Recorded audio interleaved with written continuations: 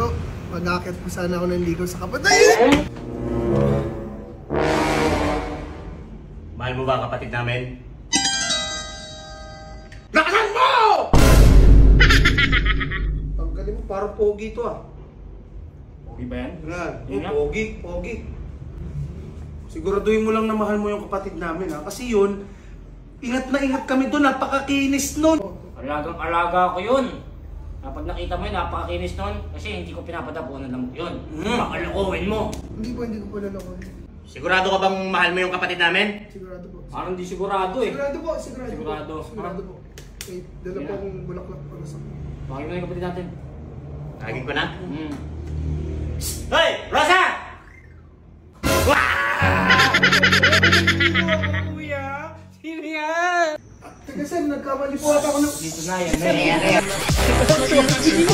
Hindi kuya, nagkamali ako ng bahay.